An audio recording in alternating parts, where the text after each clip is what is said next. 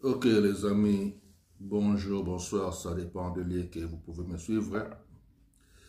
Comme d'habitude, je vais partager quelques versets ensemble avec vous. Donc quelque chose qu'on a l'habitude de faire de temps en temps. Sorry.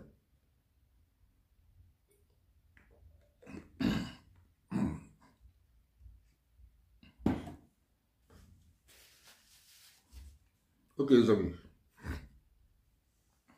nous allons partager la parole de Dieu. Essayer un peu de lire quelques versets pour nous aider à faire encore quelques pas dans notre intimité avec le Créateur.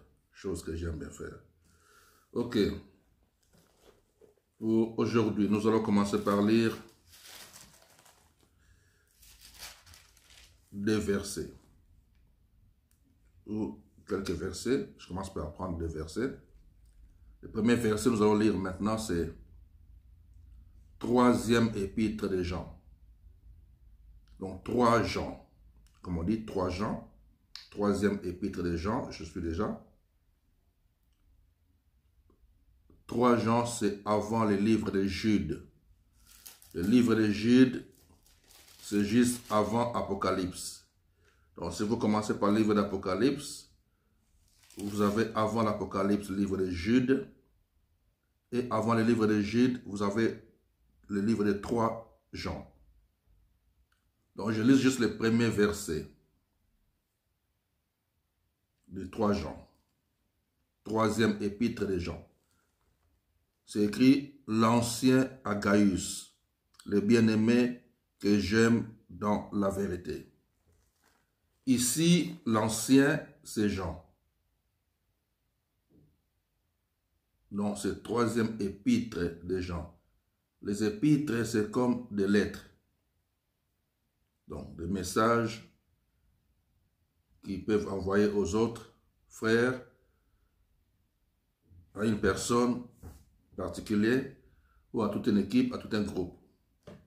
Donc, c'est ça, les épîtres. Et ici, c'est Jean, Agaius. Mais, pourquoi je veux qu'on puisse lire ça? Parce que c'est bien écrit l'ancien Agaius. Donc c'est l'ancien qui écrit Agaius. Et l'ancien en question, c'est qui? C'est Jean. Vous comprenez? Donc ils n'ont pas mentionné le nom de Jean, mais ils ont juste écrit l'ancien Agaius. Et dans le verset 2, il lui adresse maintenant les messages. Bien-aimé, je souhaite que tu prospères à tous égards et sois en bonne santé, comme prospère l'état de ton âme. Mais moi, ce qui m'intéresse ici, ou ce qui nous intéresse ici, c'est juste le premier verset. L'ancien Agaius. L'ancien Agaius. Donc Gaius, c'est un frère, et l'ancien, c'est Jean, l'apôtre. Ok. Après ça, nous pouvons lire aussi. Attends, je vais mettre ça ici.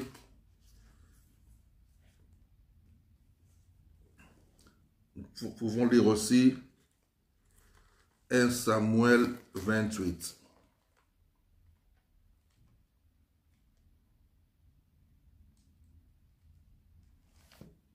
Le livre de 1 Samuel, chapitre 28, le verset 14. La Bible nous dit ceci. Donc ici, il y avait l'histoire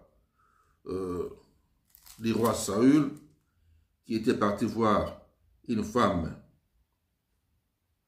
si on peut dire, magicienne, ou une femme qui font les invocations, qui appellent des esprits qui sont déjà morts, ce qu'on appelle le spiritisme, je pense que c'est ça le terme qu'on utilise, qui peuvent appeler quelqu'un qui est déjà mort, l'esprit d'une personne qui est déjà morte, pour parler avec les vivants. Bref, avant de lire ici, juste nous devons savoir que c'est ces corps qui meurent. Mais nous sommes des esprits. Nous sommes des esprits, nous vivons dans ces corps. Le corps n'est qu'une habitation pour nous. Nous vivons dans ce corps, mais nous sommes des esprits. Et lorsqu'une personne est morte, c'est son corps qui est mort. Ce corps-là charnel. C'est ça qui meurt. Mais son esprit quitte ce corps, va continuer à vivre autrement. C'est ça que je dis, nous sommes des esprits et nous habitons dans ces corps. D'autres vont dans les séjours des morts, dans les lieux de repos, comme on dit, et il y en a un peu de gauche à droite, par-ci, par-là. Et d'autres esprits errent aussi, comme on dit, ils se baladent de gauche à droite. C'est pour ça qu'on demande tout le temps que non, que l'âme de la personne qui est morte puisse se reposer en paix, pour ne pas qu'il se balade de gauche à droite. Il puisse se reposer en paix et attendre le jour du jugement. Vous comprenez? Et attendre le jour du jugement, parce que nous sommes des esprits. Et si je peux aller encore un peu plus loin, lorsque nous dormons, lorsque nous sommes dans un profond sommeil, ou même pas profond sommeil, mais lorsque on dort, souvent nous rentrons aussi à communication ou à communion, à contact avec d'autres esprits. Pourquoi? Parce que lorsqu'on dort, c'est ce corps-là qui dort. Et l'esprit, notre esprit, se repose seulement. Et pendant que l'esprit se repose, peuvent communiquer avec d'autres esprits. Vous comprenez? Ils peuvent communiquer avec d'autres esprits. C'est là qu'on appelle des songes, des visions, c'est ça. Parce que c'est le monde spirituel maintenant. Vous comprenez? Et si je peux vous pousser encore un peu plus loin, avant de lire les versets,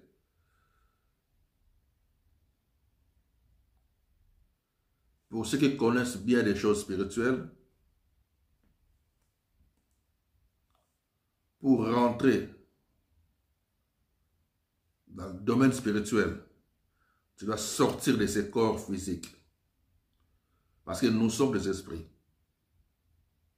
Il faut sortir de ces corps physiques pour fonctionner en tant qu'esprit. Et là, tu peux maintenant fonctionner dans les sphères, dans les domaines ou sphères, comment les termes, le domaine spirituel. Et dans les domaines spirituels, tout être humain a une limite ou un niveau, ils peuvent se limiter selon son intimité dans les choses spirituelles, selon son avancée ou sa puissance dans le domaine spirituel. Pour dire qu'il y a des niveaux et des niveaux et des niveaux où d'autres peuvent arriver, d'autres ne peuvent pas arriver. Toujours dans la spiritualité. C'est comme ça. Donc, nous sommes des esprits, nous habitons dans ces corps. C'est pour cela que toute personne doit faire des choses en accord avec Dieu pour nous permettre, pour te permettre, lorsque tu vas quitter ce corps, que tu puisses fonctionner dans des endroits ou des lieux prévus pour toi par Dieu depuis la création, ou par sa grâce, tu peux encore retourner près de lui comme d'autres esprits qui retournent vers lui. Vous comprenez? Parce qu'il y a d'autres esprits qui retournent dans son royaume, le royaume du Créateur. D'autres ne retournent pas là-bas. Tout ça dépend maintenant de comment tu fonctionnes et de la grâce. C'est comme ça. Ok. J'aime bien la parole de Dieu, mais la parole de Dieu autrement. C'est ce que je dis. Pourquoi je dis autrement?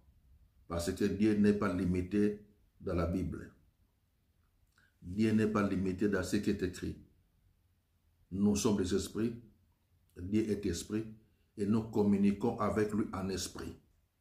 Et si tu sais que nous communiquons avec Dieu en esprit, tu dois tout faire pour que ton domaine spirituel puisse être bien développé et continuer toujours à chercher à développer, à monter le niveau spirituel pour que tu t'approches toujours de Dieu.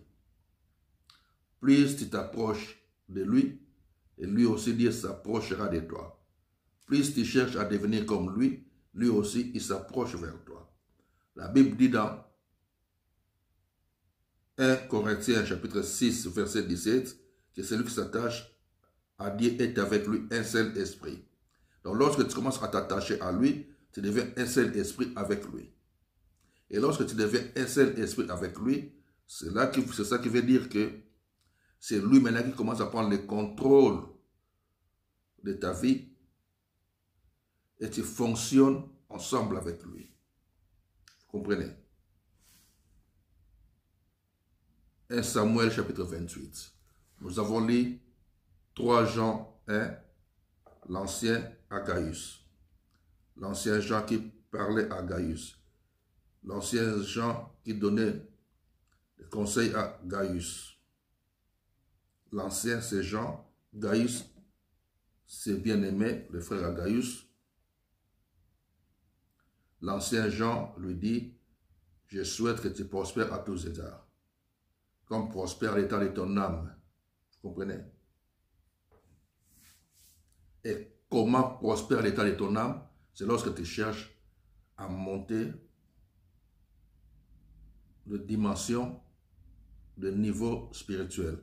Lorsque tu cherches à grandir spirituellement, c'est ça qui fait que non, ton âme prospère. Donc ton intimité avec le Créateur se développe. C'est ça. Mais ce n'est pas de là que non, je vais parler.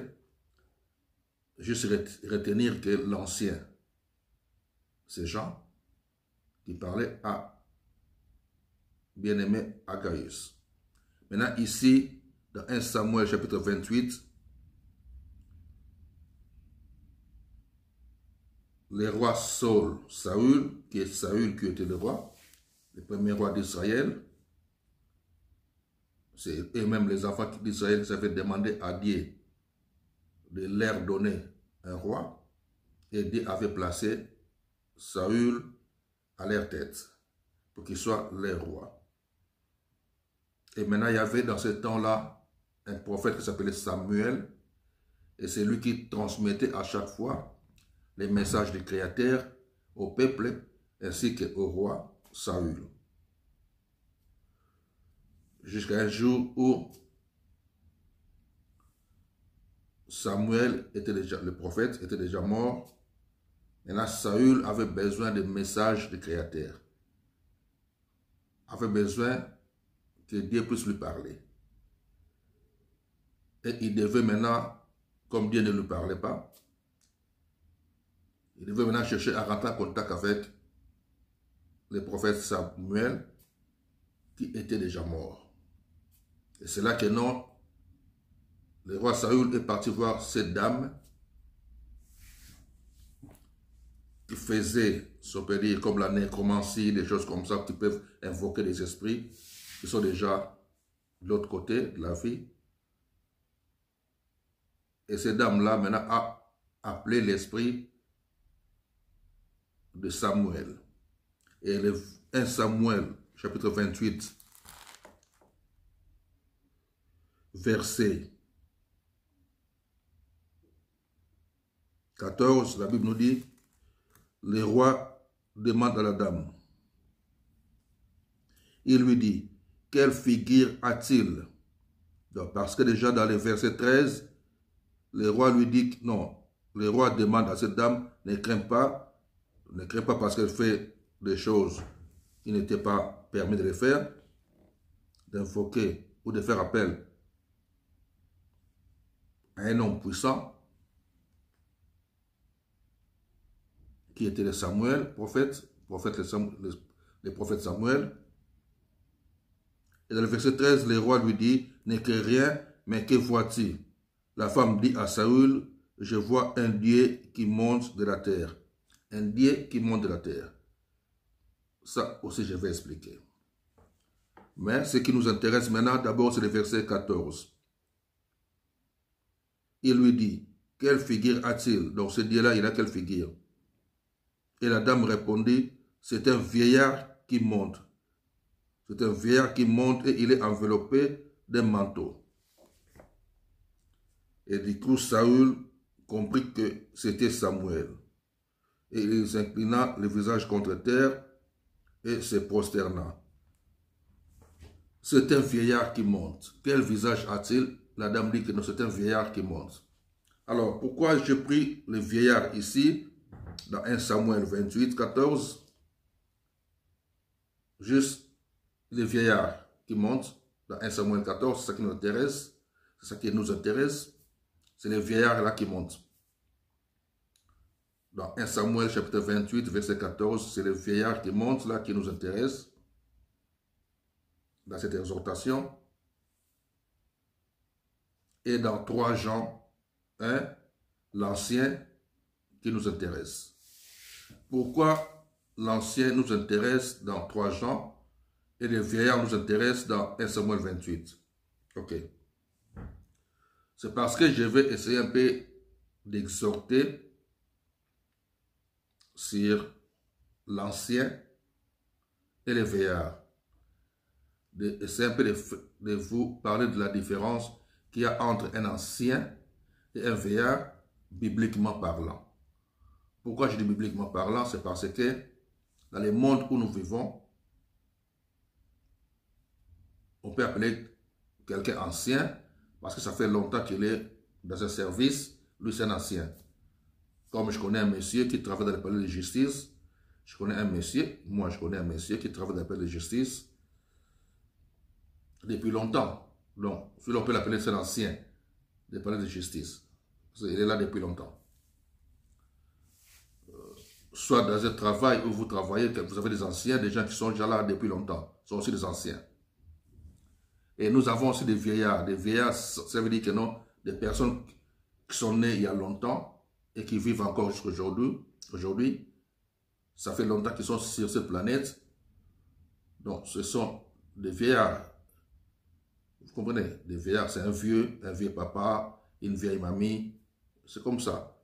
Donc, ça fait longtemps, comme une dame qui parle aussi souvent avec moi.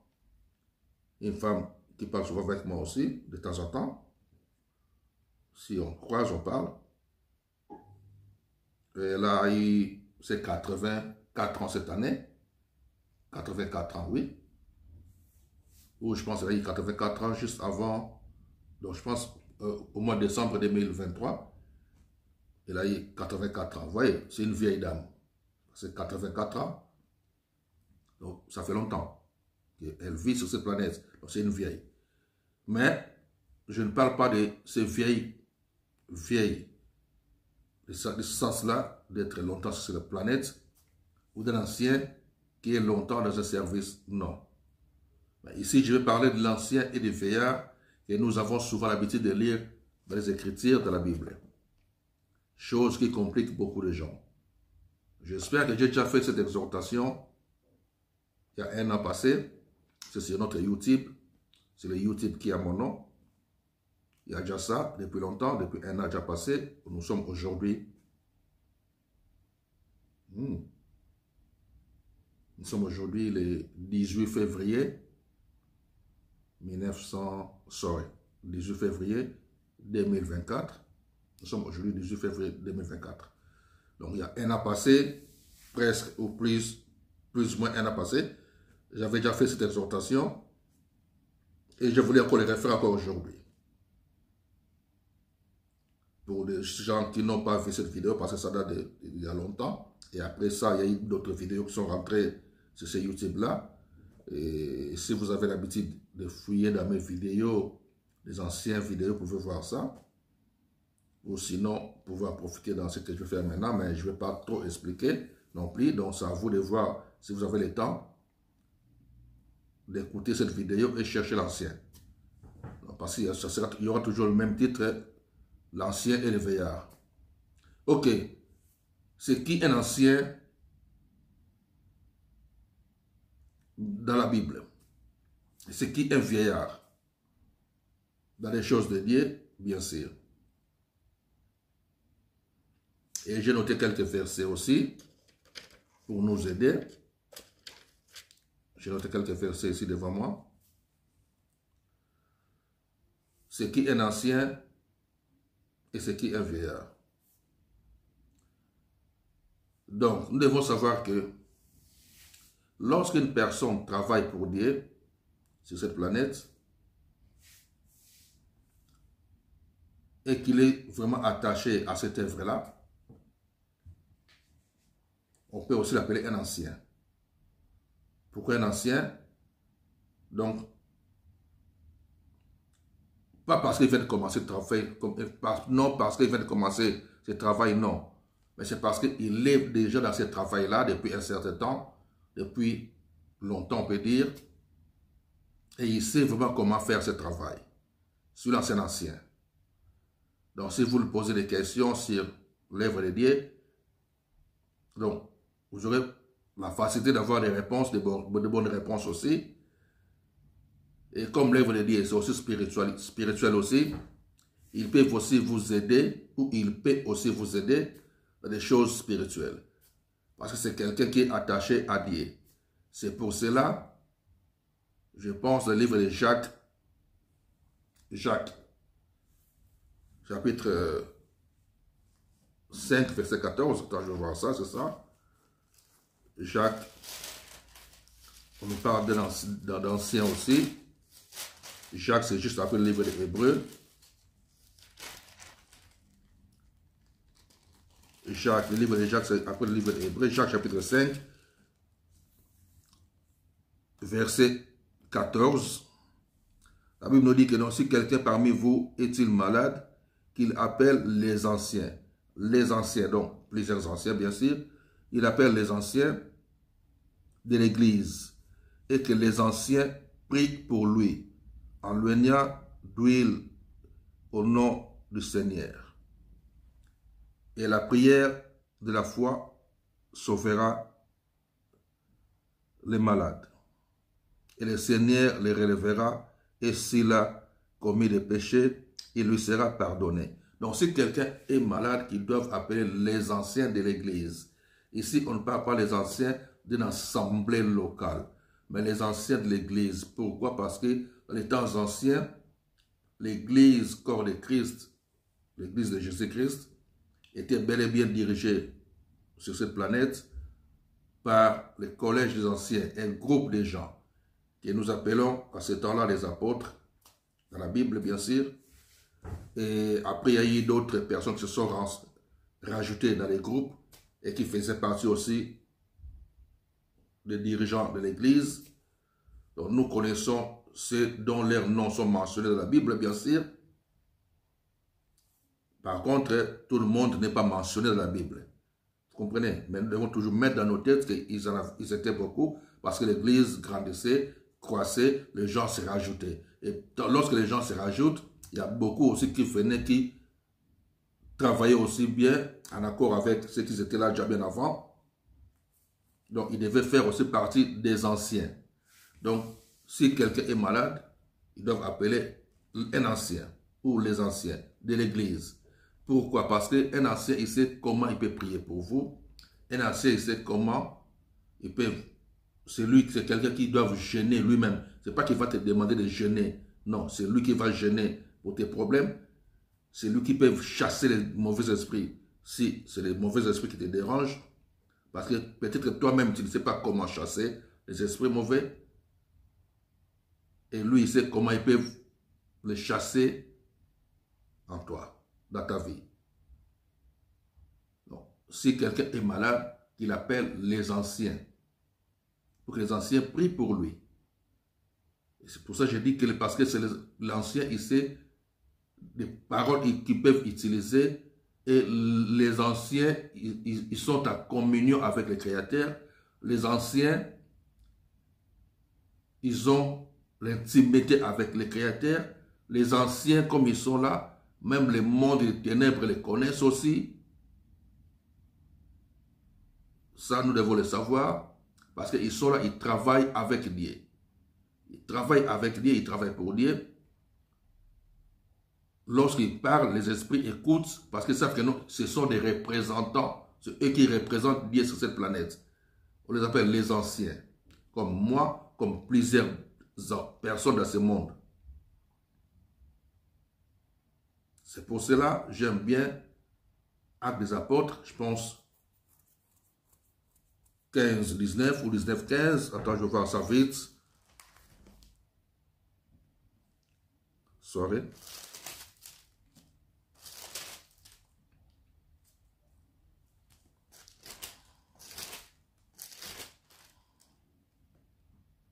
Actes des Apôtres, chapitre 19, verset 15. L'esprit mauvais qui était dans une personne. Elle attaque des personnes comme vous qui cherchent à chasser les démons sans avoir la puissance de les chasser.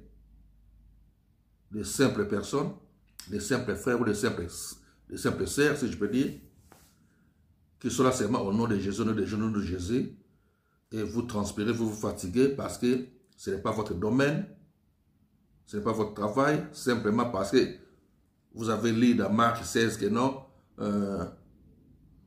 à mon nom vous chasserez, à mon nom, nanana. Oui, c'est bien bon. Mais pour commencer à faire ce travail-là, tu dois d'abord commencer à te discipliner toi-même. Arriver vraiment au point que non, ta vie est devenue différente des autres personnes de ce monde. Tu es devenu aussi ce qu'on appelle vase utile. Tu es devenu un vase où l'Éternel va commencer à se servir. Tu vas devenir un vase d'honneur pour Dieu.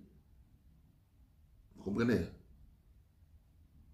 C'est pour cela, ici, dans Actes des Apôtres, chapitre 19, verset 15, la Bible dit que non, l'esprit malin répondit au fils de Séva que je connais Jésus et je sais qui est Paul, mais vous qui êtes vous? Je connais Jésus et je sais qui est Paul, mais vous qui êtes vous? Parce que pour commencer à chasser les mauvais esprits, tu dois être connu dans les sphères spirituelles, dans les domaines spirituels, tu dois être connu. Connu dans le domaine spirituel. Parce que, comme je dis, nous sommes des esprits. Et nous habitons dans ces corps. Mais lorsqu'on rentre dans le domaine spirituel, on sait qui est qui. Et les esprits aussi savent qui est qui. Ils ne regardent pas les habits, ils ne regardent pas les cheveux, ils ne regardent pas ta beauté. Ils regardent ton intimité avec le Créateur. Et ils peuvent aussi savoir si tu es de leur côté, tu es là juste pour jouer. Et c'est eux qui vont te corriger encore bien. Vous comprenez? Donc, Actes des Apôtres, chapitre 19, verset 15. L'esprit malin, dont les démons parlent au travers la bouche de la personne qui avait des esprits mauvais, si on peut dire, il parle maintenant à ceux qui devaient chasser l'esprit-là. Que je connais Jésus et je sais qui est Paul. Mais vous qui êtes vous? Vous comprenez? Donc, on n'est pas dans ça, on est dans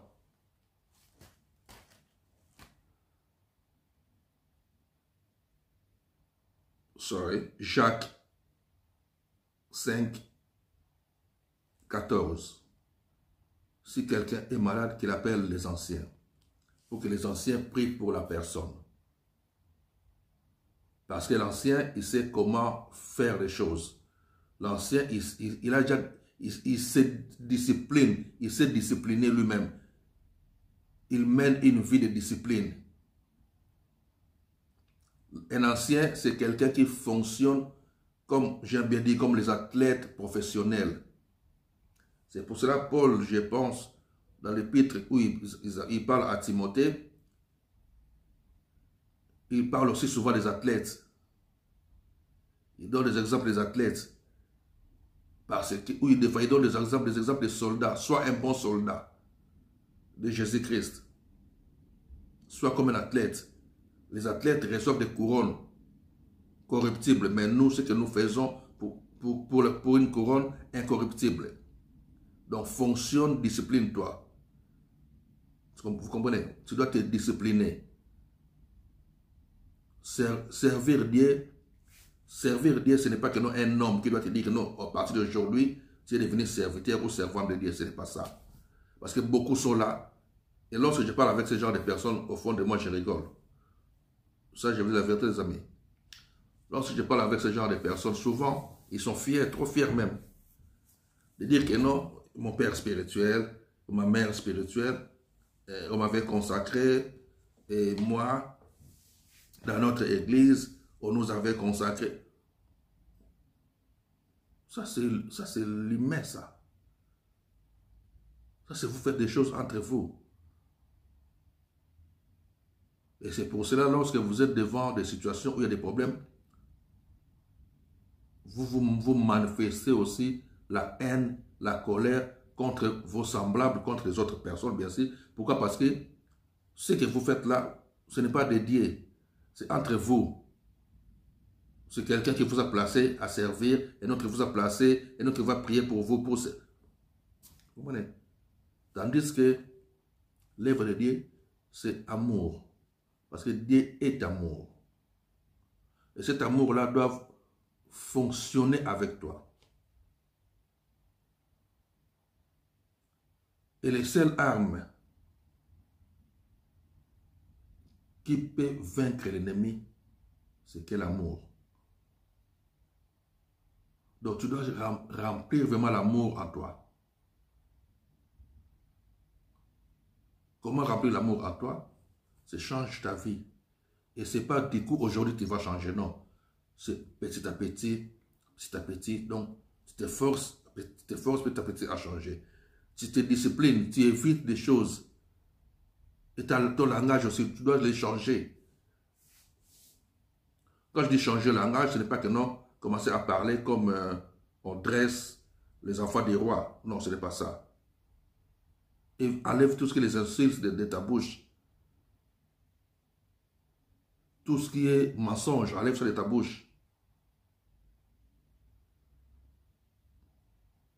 J'aime toujours dire, parler, si je peux dire, pour ceux qui se font passer comme serviteurs, servantes, et ceux qui aiment bien porter ce nom-là, ce titre-là, si je peux dire, de ceux que moi, de ceux que j'ai eu l'occasion de côtoyer, bien sûr, et souvent, ceux qui me font rire aussi, c'est eux, au fond de moi. C'est des choses comme ça, vous voyez. Ils aiment tellement les choses de ce monde, ils aiment tellement la vie, ils aiment tellement les biens de ce monde, et c'est eux les serviteurs ou les servantes de Dieu.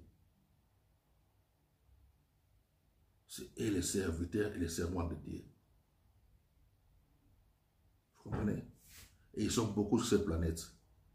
Et ils sont beaucoup qui dirigent aussi des assemblées locales. Ils sont beaucoup. Lui, on ne joue pas avec lui. Lui, on peut même pas jouer avec lui. On ne peut même pas dire quelque chose contre. On ne peut pas même dire quelque chose contre. Donc, il va se fâcher d'une manière que non, toi-même tu vas regretter. Et c'est là que non, vous comprenez que non. Ah, est-ce que ça, moi, Dieu est dedans? Non. Est-ce que dans cela, Dieu est dedans? Non. Dans des petites choses. C'est là que l'on voit l'amour. C'est Dieu est amour. Nous devons savoir une chose. Notre Maître et Seigneur Jésus-Christ, c'est par la compassion qu'il opérait. Parce que nous croyons en lui. Donc, en lui, et le Créateur est en lui. Vous comprenez? Donc, on peut dire, nous croyons au Créateur par lui. Et lui, il était attaché seulement au Créateur. Parce qu'il était inné au Créateur. Maintenant, en tant qu'humain, il avait juste la compassion. La compassion, c'est l'amour qui est mélangé de pitié. C'est ça qu'on appelle la compassion. L'amour qui est mélangé de pitié. Je veux avoir pitié des autres. S'il n'y a pas la pitié, l'amour, ça après la compassion, le miracle ne peut pas se déclencher. Croyez-moi les amis. C'est que beaucoup font l'erreur. Ils pensent que non, j'ai la foi. Ce n'est pas la foi. La foi, c'est autre chose. C'est pour recevoir autre chose. Mais le miracle, c'est la compassion. Et cette compassion-là, ce n'est pas toi qui vas dire que non, moi j'ai pitié des autres. Non, non, non, non, non, non, non, non, non, non, non. Les amis, ce n'est pas ça. Ce n'est pas à toi de dire que non, j'ai pitié des gens. Non. C'est les êtres célestes. J'aime bien expliquer les êtres célestes parce que comment je suis rentré en communion ou en contact avec les êtres célestes, mais moi-même, je ne savais pas que non, un jour je devais être familiarisé avec ces êtres-là. Comment c'est arrivé? Et c'est par là que j'avais compris que non, par après, lorsque j'ai commencé maintenant à m'habituer dans ce monde-là, j'ai commencé à comprendre moi-même que non, non, non, ok, ok, ok. Et tout ce que je comprenais par après, donc pour dire que non, c'est eux maintenant qui me soufflaient, qui m'expliquaient. Ils viennent, les êtres célestes, ils viennent là où ils sentent que non, il y a la paix, il y a la place du Créateur. Là où il y a l'amour du Créateur. L'amour, ce n'est pas que non, j'ai l'amour. Je vais vous dire non, moi j'aime. Non, ça ne se dit pas. Mais ça se sent vis-à-vis des autres. Comment tu fonctionnes. Comment tu détestes tout ce qui est contre le Créateur. Comment tu repousses tout ce qui est contre ou tout ce qui cherche à salir le Créateur, son esprit qui habite en toi. C'est ça qu'on protège. Et la protection là qu'on protège, ce n'est pas que non, non, non, je protège. Non, non, non, non. Non. Fais comme si tu gardes quelque chose qu'on ne peut pas toucher.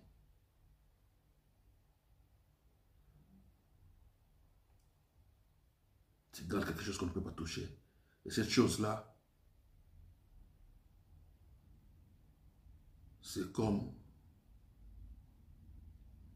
je peux dire ça comment?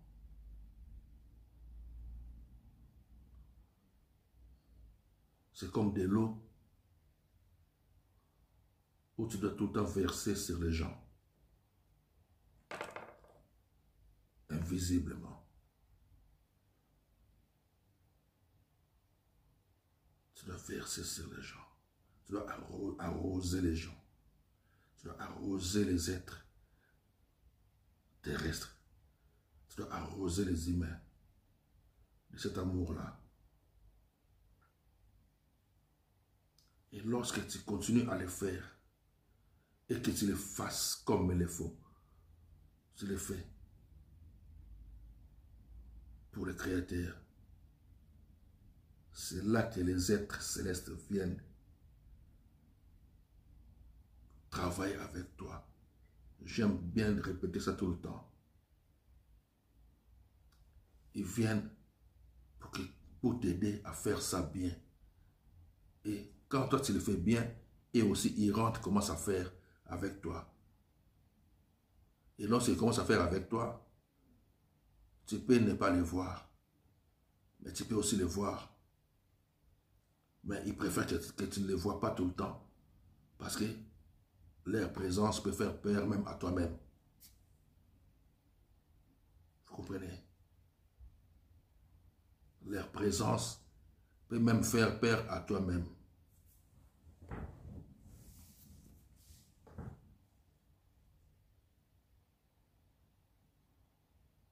Parce que moi, la première fois où j'ai vu, c'est pas avec les ailes, j'aime toujours dire, c'est pas avec les ailes.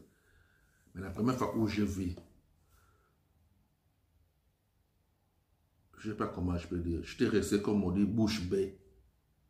Maintenant, quand je voulais maintenant commencer à les observer. Et pendant que je cherchais à les observer, c'est comme si maintenant, j'ai ralentissé maintenant leur travail. Du coup, j'ai compris que je devais continuer. Que je devais continuer. Et pendant que je continuais, et aussi maintenant, ils accéléraient. Plus que moi. C'est comme ça. L'œuvre de Dieu dans les choses spirituelles, c'est vraiment mystérieux et c'est trop mystique. C'est pour cela que depuis que j'ai compris ça, moi-même je me considère comme mystique.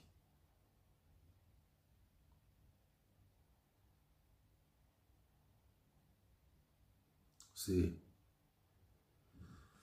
sont des choses où il faut rentrer toi-même dedans. Comme je dis, c'est inexplicable. Il faut rentrer toi-même dedans. Et lorsque tu vas commencer à rentrer, c'est par là que non, tu vas commencer maintenant à comprendre ou à comprendre sur la Bible autrement. Tu vas commencer à lire des choses et comprendre que non, ça c'est normal. Ça c'est oui, des choses que je suis en train de vivre ces derniers temps, c'est ça. C'est dans la Bible.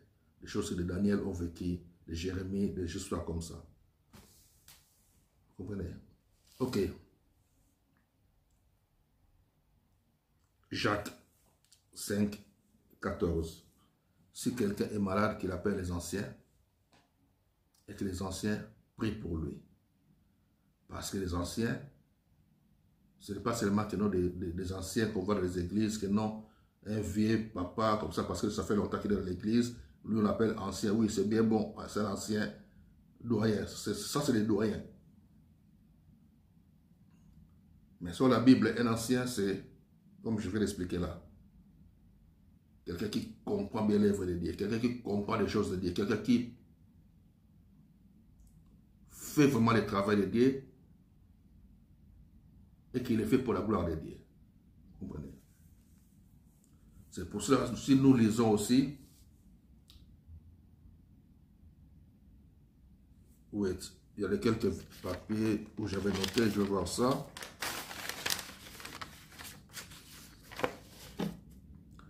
Le livre de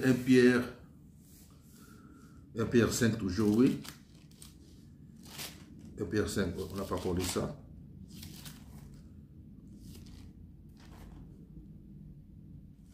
1 Pierre chapitre 5, verset 1er. Voici les exhortations que j'adresse aux anciens qui sont parmi vous. C'est Pierre, hein? Dans les exhortations que Pierre fait aux anciens, il dit, voici les exhortations que j'adresse aux anciens qui sont parmi vous, moi ancien comme eux, témoins des souffrances de Christ et participants de la gloire qui doit être manifestée. Moi ancien comme eux. Il fait des exhortations aux anciens. Comme nous avons souvent l'habitude, soit d'avoir d'autres anciens, d'autres personnes, soit ce que d'autres ont l'habitude d'appeler des pères spirituels, d'autres personnes ont l'habitude d'appeler des pères spirituels. ou d'autres frères qui travaillent déjà depuis longtemps avant nous. Des fois, on a soit l'habitude de les voir pour avoir les conseils, ou même d'autres qui travaillent en même temps que nous. Des fois, on peut voir les autres pour avoir des conseils, pour partager quelques points. Des fois, il y a des choses où tu ne comprends pas. Tu peux soit t'appeler ou demander à quelqu'un pour partager ça ensemble pour trouver soit des idées ensemble. C'est comme ça, il faut le dire. Et ici, Pierre, il dit, voici les exhortations que j'adresse aux anciens qui sont parmi vous. Moi, ancien comme eux. Vous comprenez? C'est pour ça que je dis que non. Lorsqu'on travaille pour Dieu, on arrive à devenir des anciens. Ici, sur cette planète. Donc, c'est un peu ça. Donc, je vais parler trop loin. Pour que ça ne fasse pas trop loin non plus. Je vais couper. Et je vais juste lire un peu.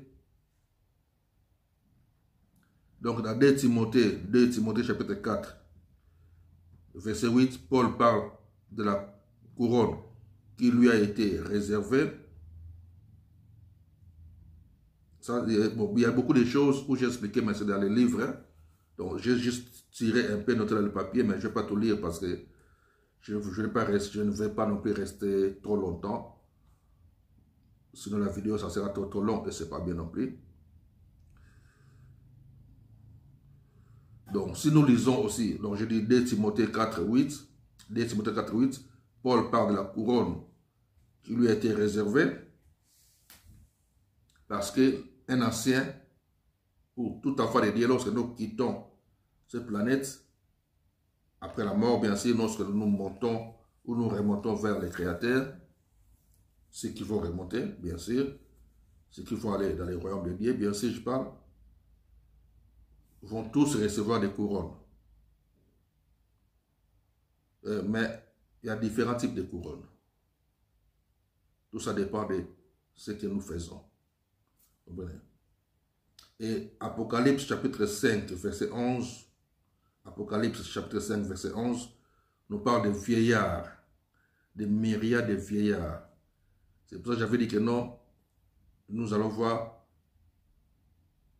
les anciens et les vieillards bibliquement parlant. Nous avons lu 1 Samuel 28, 14. Nous avons lu aussi 3 Jean 1. 1 Samuel 28, 14 nous parle des prophètes Samuel lorsqu'il est remonté. C'était un vieillard qui remontait. Et dans 3 Jean, nous avons lu que l'ancien exhortait Gaius, son bien-aimé le Seigneur. Donc, maintenant, Apocalypse chapitre 5, verset 11 nous parle de myriades de vieillards. Maintenant, qu'est-ce que je veux dire ici pour conclure? Que lorsque une personne travaille ici, pour dire comme je dis, et travaille selon ce que j'ai expliqué, déjà pour ne pas reprendre encore, donc il travaille bien pour Dieu, il devient ce qu'on appelle un ancien. C'est pour cela que nous avons lu dans Jacques chapitre 5 verset 14, si quelqu'un est malade, qu'il appelle les anciens de l'église corps de Christ. Donc, lorsqu'une personne travaille pour Dieu, il devient un ancien. Et maintenant, qui sont des vieillards? Parce que la Bible nous explique, l'Apocalypse nous explique les 24 vieillards. Je pense que c'est le chapitre 3, chapitre 4, comme ça, où ça nous parle de 24 vieillards. Chapitre 4, je pense. Mais le chapitre 5 ici, on nous parle de myriades de vieillards. Vous comprenez? Des myriades de vieillards. Cela veut dire quoi? Lorsque nous travaillons ici sur cette planète, nous sommes ce qu'on appelle les anciens. Nous sommes des anciens. Un collège des anciens, pour diriger les corps de Christ ou l'Église. C'est cette planète. Maintenant, lorsque nous quittons ces corps, nous retournons dans le royaume des cieux, ces anciens-là deviennent ce qu'on appelle des vieillards. Parce qu'il n'y a pas que les 24, il n'y a pas que les 24 vieillards. Il y a des myriades de vieillards. Vous comprenez? Il n'y a pas que les 24, il y a des myriades de vieillards. Si vous lisez Apocalypse, chapitre 5, le verset 11. Donc, dans Apocalypse, chapitre 4, là, ça me parle des 24 vieillards, je pense. Dans Apocalypse, chapitre 4, verset 4 et verset 10, nous parle des 24 vieillards. Dans le chapitre 4, verset 4, le verset 10, ça nous parle des 24 vieillards et de leurs trônes. Ils sont assis dans des trônes. Donc il y a les trônes du Créateur, il y a aussi les trônes des vieillards. Vous comprenez? Il y a les trônes du Créateur, il y a aussi les trônes des vieillards. Les vieillards aussi ont des trônes. Mais je ne vais pas rentrer dans les détails des choses que j'ai écrites. Pourquoi? Parce que c'est un livre. C'est un livre. Et c'est à vous d'acheter le livre pour bénéficier de tout ce qui est écrit là-dedans. Vous comprenez? C'est à vous d'acheter le livre et bénéficier de ce qui est écrit dedans, parce qu'il y a des choses et des choses expliquées là-dedans. Sorry. Parce qu'il y a des choses et des choses expliquées là-dedans. Ça va aider toute personne qui aime bien la croissance spirituelle. Comment monter les niveaux dans les domaines spirituels. Et lorsque on monte, il y a, comme j'explique tout le temps, il y a que toi-même qui dois surveiller ta vie. Il n'y a que toi-même qui dois surveiller comment tu montes, comment tu fais tes pas spirituellement dans les domaines spirituels, dans ton intimité avec Dieu, dans ton attachement avec le Créateur. Il n'y a que toi-même qui dois surveiller ça. Et si tu tombes, tu vas tomber toi-même, tu vas te relever toi-même parce que c'est ta vie, toi et le Créateur. C'est toi qui veux travailler, c'est toi qui veux monter les niveaux dans le domaine spirituel. Donc, c'est toi-même qui vas discipliner ta vie pour avancer plus devant, pour être trop proche du Créateur. Parce qu'il y a des myriades et des myriades des êtres célestes qui travaillent pour le Créateur. Et c'est eux qui sont aussi ceux qu'on dit que non. Lorsque la Bible nous dit que non, nous sommes environnés d'une si grande nuée de témoins. Nous sommes environnés d'une si grande nuée de témoins. Et ces témoins-là nous observent, nous regardent comment nous fonctionnons, comment nous travaillons. Il y a des myriades de vieillards, il y a des myriades des anges, bien sûr, et il y a des myriades de vieillards. Et ils sont tous des êtres célestes. Il y a quelques différences. Sont tous d'abord des êtres célestes. Et parmi les êtres célestes, vous avez des myriades de vieillards et des myriades de ceux que nous appelons aussi des anges. Mais ils sont tous des êtres célestes.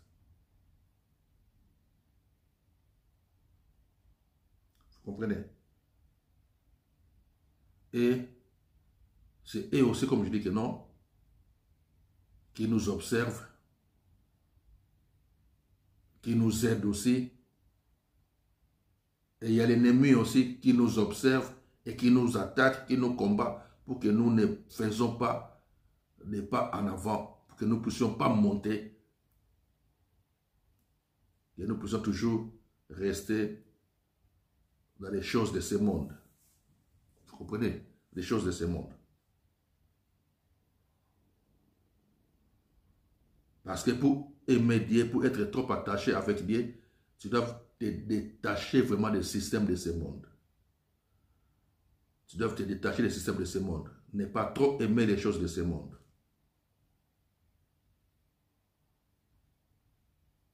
Vous comprenez? C'est ça les choses, le domaine spirituel.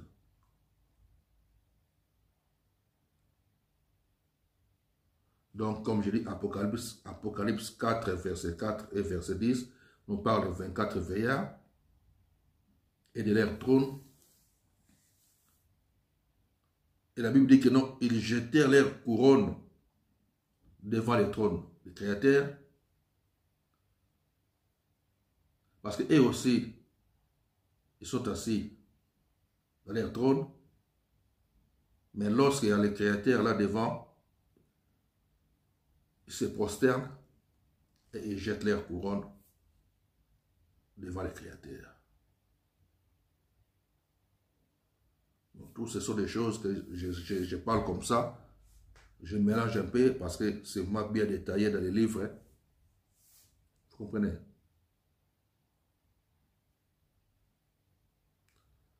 Ok. Alors, qu'est-ce que j'ai encore noté?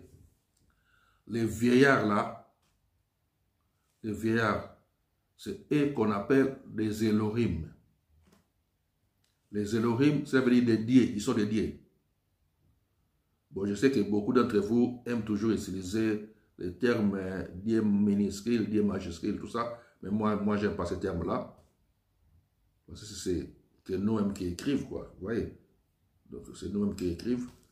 Bon, on aime bien écrire des majuscules pour faire la différence, donc, du créateur et des minuscules pour faire la différence des autres. Bien sûr, je sais. Mais moi, pour moi, ça ne me dit rien, ces différences-là. Des lettres, quoi. Ouais, ça n'a pas de sens. L'importance, c'est la compréhension des choses spirituelles. Vous comprenez? Parce que Dieu, lorsqu'on parle de Dieu, Dieu, c'est que toi-même tu mets devant toi. C'est ça qui est ton Dieu. Vous comprenez? Que ce soit majuscule ou minuscule, mais ce que tu mets devant toi, c'est que toi tu adores beaucoup, c'est que toi tu aimes beaucoup. C'est ça ton Dieu. Que ce soit visible ou invisible. Que ce soit une chose ou un humain. Mais ce que toi tu mets devant toi, c'est ça qui est ton Dieu. D'autres adorent leurs chiens, d'autres adorent leurs enfants, d'autres adorent leurs voitures, d'autres adorent... Vous voyez, c'est tout ça, tout ce que toi tu mets devant toi, c'est un plus que tout, ça ton Dieu. Vous comprenez? Ok, bref. Les vieillards sont aussi les Elohim. C'est pour cela 1 Samuel chapitre 28 toujours, verset 13, la dame avait dit au roi Saül que je vois un Elohim qui monte. Je vois un Dieu, un Elohim qui monte. Et dans le verset 14, là où il dit que non, il a le visage d'un vieillard. Vous comprenez? Le visage d'un vieillard, c'est parmi les myriades et myriades de vieillards de Apocalypse 5, 11. C'est pour cela toujours aussi, dans 1 Samuel 28, verset 14, toujours, le partie B, la Bible nous dit que le roi Saül a compris que c'était Samuel qui est monté. Directement, il se prosterna devant lui. Pourquoi il se prosterna devant lui? Parce que Samuel est déjà devenu un vieillard et puis un Elohim. Et on se prosterne que devant un Elohim. Vous comprenez? On se prosterne que devant un Elohim. Bon, le reste, c'est dans le livre. Bref, pour dire que un ancien, c'est lorsque tu travailles ici.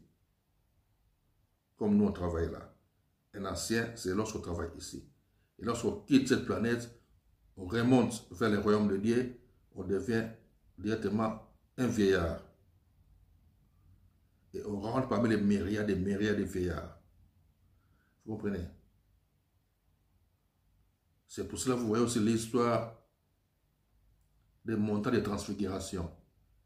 Il y avait eu des vieillards, Moïse et Élie, qui étaient venus pour encourager notre Maître et Seigneur Jésus-Christ lorsqu'il était sur cette planète en tant qu'homme pour travailler.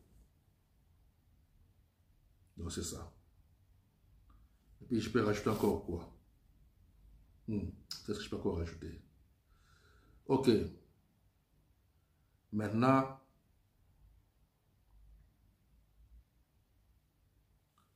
juste pour ceux qui sont d'accord comme nous sur cette planète, nous pouvons avoir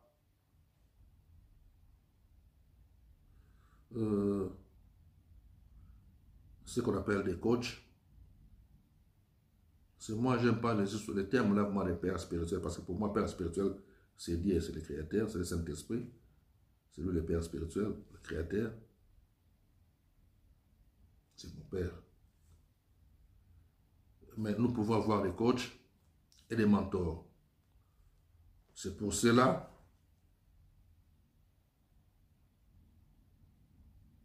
dans 1 Pierre chapitre 5, verset 1er, voici les exhortations que j'adresse aux anciens qui sont parmi vous. Sorry, moi ancien comme eux. Donc un autre ancien maintenant encourage les autres anciens. Comme j'avais dit, nous là on peut appeler ou je peux être en contact avec notre frère qui connaît déjà l'œuvre de Dieu avant que moi ou on travaille ensemble, soit vous voyez, c'est comme ça. Donc lui aussi c'est un ancien, moi c'est un ancien, moi c'est un serviteur, lui aussi c'est un serviteur.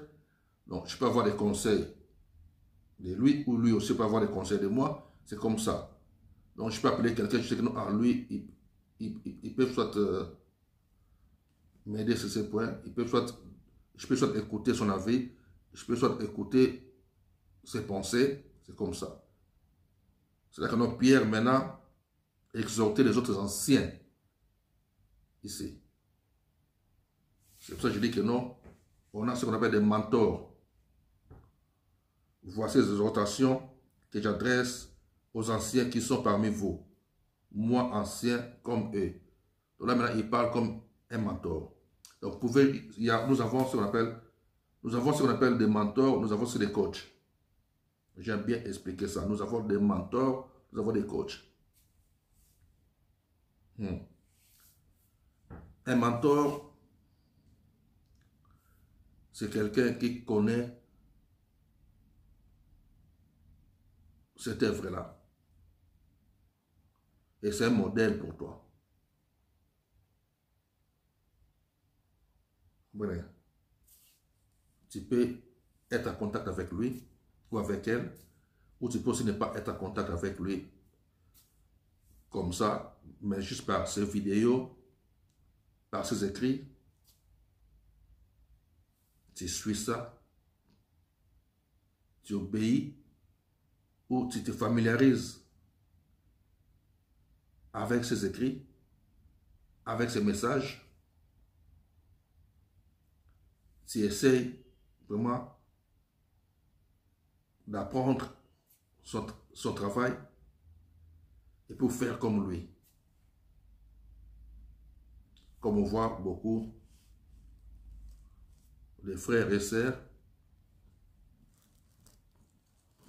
des fois ils aiment bien travailler comme d'autres pasteurs. Vous voyez, c'est comme ça. Ah, moi j'aime bien travailler comme ce pasteur-là. Moi j'aime bien travailler comme cette sœur-là. C'est comme ça. Donc c'est un mentor pour toi. Et tu aimes bien faire comme lui ou comme elle. Tu aimes bien ce travail.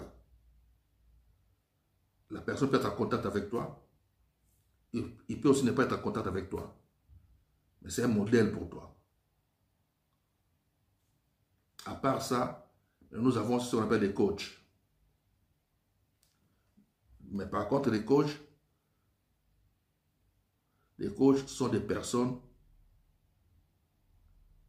qui sont là avec vous, qui sont là avec toi, qui voient ce que tu fais, qui te corrigent, qui te motivent, qui te poussent à continuer, qui te regardent. Comme on voit dans les foot, oui, il y a le coach qui est toujours là, parce que le coach doit être en contact avec toi tout le temps, pour t'encourager, pour te corriger, pour te dire que non, non, non, c'est pas comme ça, il faut faire comme ça. Lui, c'est un coach. J'ai été coaché lorsque j'ai commencé quoi, je peux dire, parce que j'ai commencé la vie chrétienne depuis mon enfance. Lorsque j'ai commencé maintenant à se mettre soit devant les gens pour exhorter, pour parler de la part de Dieu, tout ça, j'ai été coaché aussi de temps en temps par un frère qui était là avec nous, qui nous disait, non, non, il faut parler comme ça,